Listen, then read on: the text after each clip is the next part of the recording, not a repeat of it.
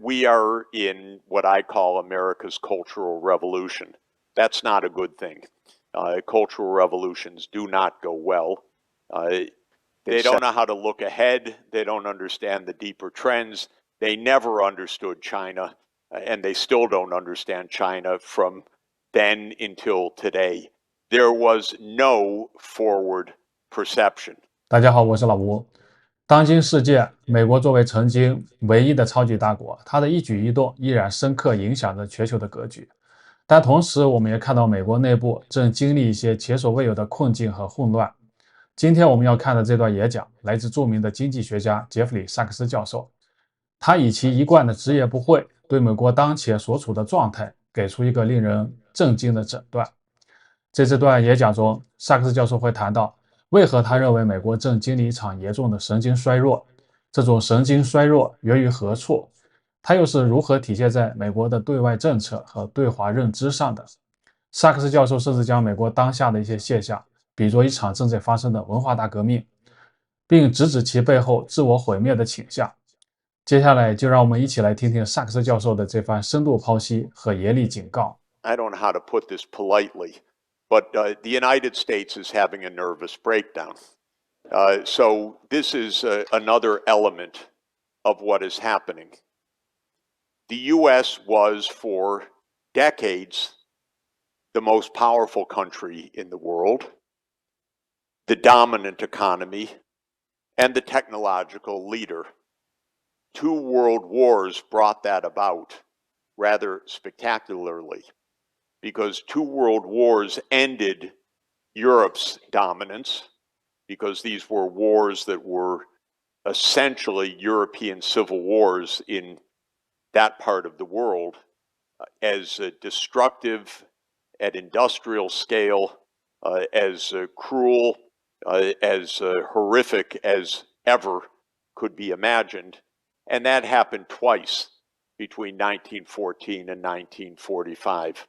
So by the end of that period, Europe was physically destroyed, Europe was morally depleted, and Europe was financially bankrupt as well.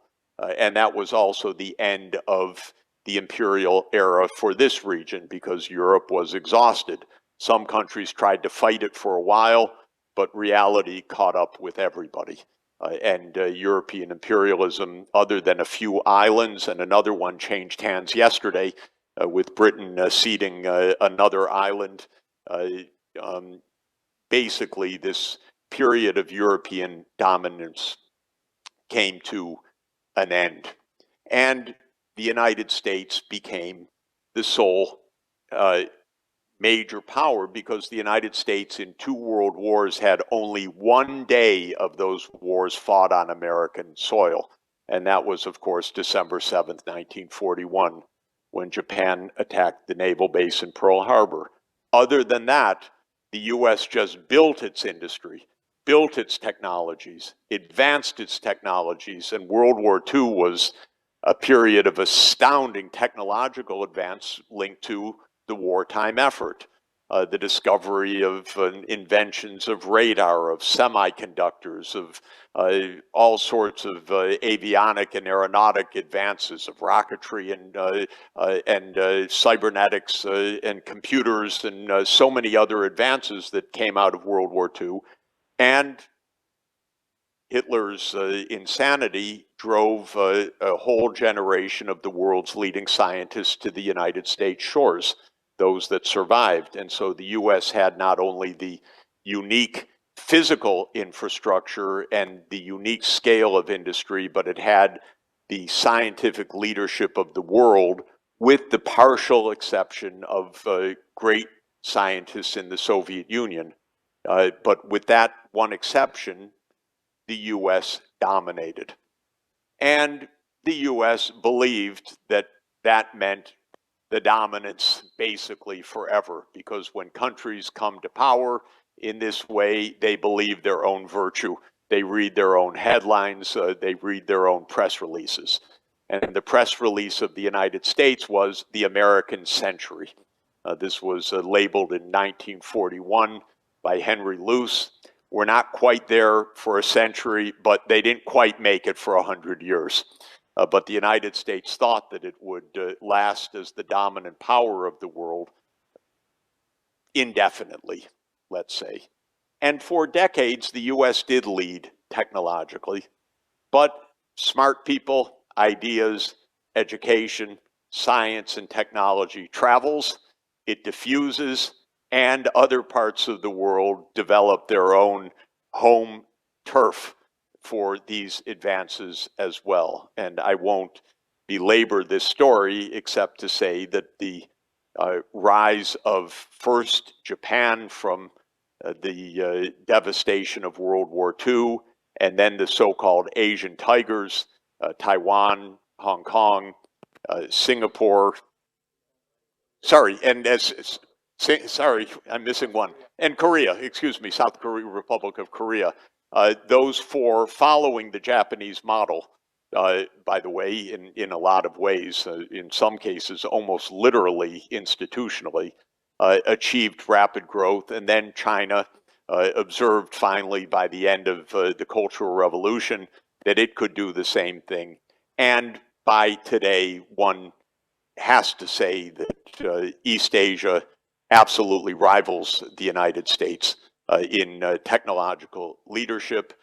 China in particular, across a very wide swath of technologies, is at par or ahead of the United States. And in terms of production, not only design and conception, no doubt Asia is far ahead of the United States in actually producing the advanced technologies of the 21st century. So the United States didn't count on that. But what has happened is even more interesting, I would say, geopolitically. And that is the US had a very good run, no doubt, and it was dominant financially, economically, and technologically throughout the Cold War period, with a real rivalry from the Soviet Union in the military sphere and in space technology, at least briefly. But when the Soviet Union dissolved into its 15 constituent republics at the end of 1991, in the American mind, that confirmed it's not only the American centuries, maybe it's the American millennium. The idea was that there could be no rival anywhere for decades to come, and now America absolutely ran the show. Who could even come close to the United States with the Soviet Union gone and the US considering most other parts of the world wholly owned subsidiaries of the US politics and US soft empire, if I could put it that way? Well, they're not very good economists in Washington, I have to tell you. They don't know how to look ahead. They don't understand the deeper trends. They never understood China, and they still don't understand China from then until today. There was no forward perception.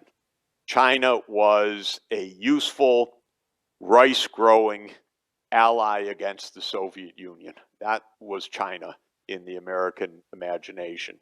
Or a nice place to produce toys for American children, as Donald Trump said a few days ago, that the trade war would mean that American kids would have a few less dolls than they might otherwise have. That was the perception. I know it. I know these people. Some of them are my students, and some have been my colleagues. A few have been my teachers. They never understood. The favorite article of the time was The Myth of the East Asian Miracle.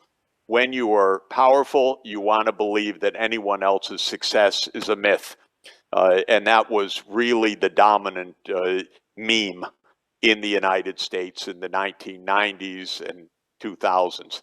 I can tell you one quick story. I published a very good book that no one has ever heard of called Rising Asia for the Asian Development Bank, the worst timed publication I ever made because it came out in 1997.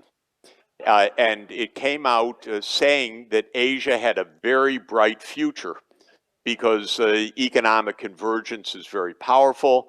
We made extrapolations to 2025 that were pretty much on track, by the way.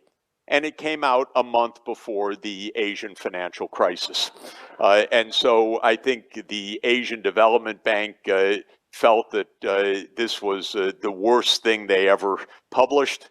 I think all copies were probably destroyed. But in any event, the mood was that Asia could never really catch up. This was a bubble, an exaggeration, and so forth. But that book quite accurately said, look at the long-term deep trends, not at the short-term cyclical phenomena.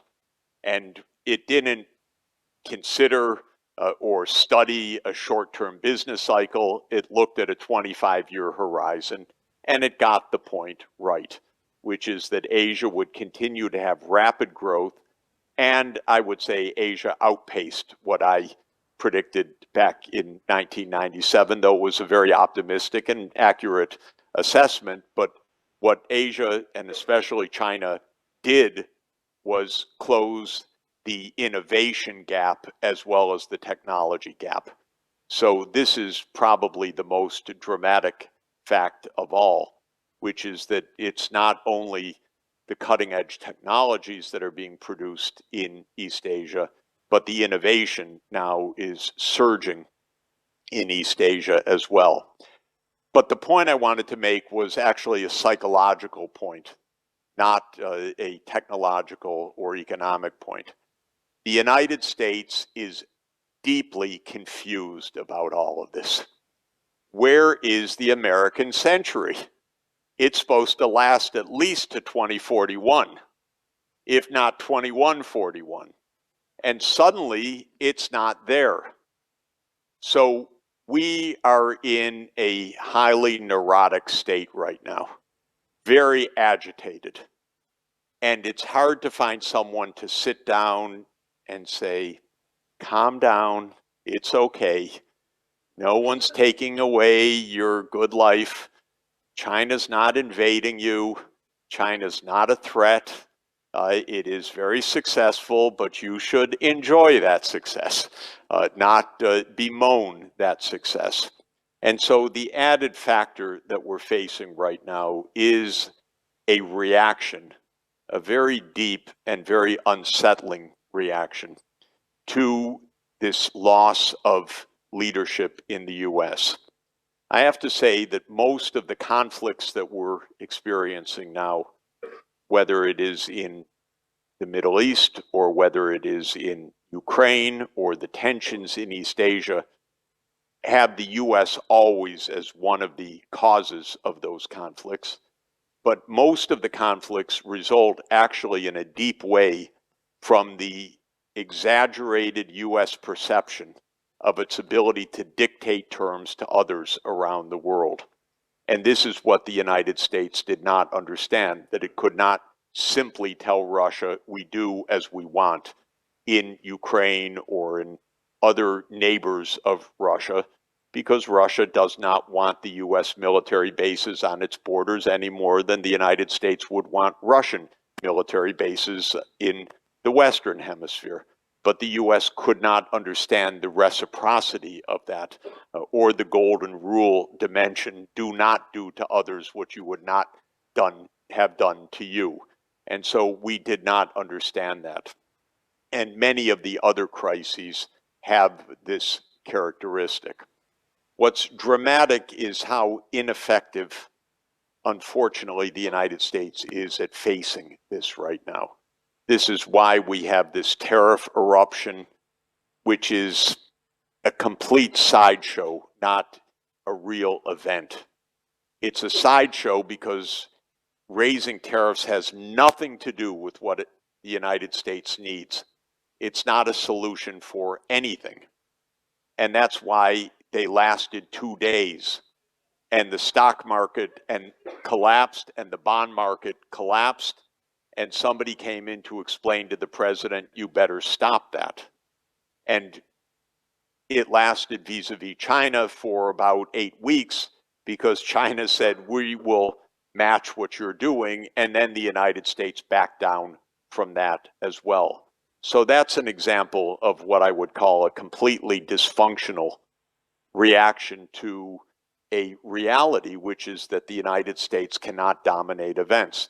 Donald Trump thought that the US market is so important, so dominant, that no country could do anything but bend its knee and bend to the US will. And this is simply not correct. It's not a proper understanding. The US market for imports is only about 13% of world imports now. So you could close off the US market entirely, and the rest of the world would figure out how to get along pretty well indeed. That was almost put to the test, but the US backed down quite quickly, and I don't think that it will come back. Just to say, and let me conclude here, some of the reactions are far worse. We are in what I call America's cultural revolution. That's not a good thing. Cultural revolutions do not go well. They set back China for 20 years, in effect, and the United States yesterday banished foreign students from Harvard University. That's not a joke. That's insane. It is self-destruction at a rate that is absolutely impossible to understand, other than in psychological terms. This is a backlash, a resentment, an aggression, an arrogance to destroy the core of your prosperity. 好，萨克斯教授关于美国当前危机的这番分析，我们就先看到这里。他毫不留情地指出，美国因为无法接受自身相对衰落的现实，以及在国际事务中不再拥有绝对主导权，从而陷入一种集体的神经衰弱。这种心理失调导致了其在对华政策和全球战略上的诸多误判和非理性行为。而他将美国当下某些自我伤害的现象比作文化大革命，更是一个极其严厉的警示，揭示了这种内部危机可能导致的破坏性后果。萨克斯教授认为，这种源于傲慢、怨恨和对现实错误认知的行为，正在侵蚀美国赖以成功的根本。作为一位长期观察和参与全球事务的顶级学者，萨克斯教授对自己祖国的这番剖析，无疑是发人深省的。他的观点提醒我们，一个国家的衰落，往往始于内部的迷失和对自身问题的回避。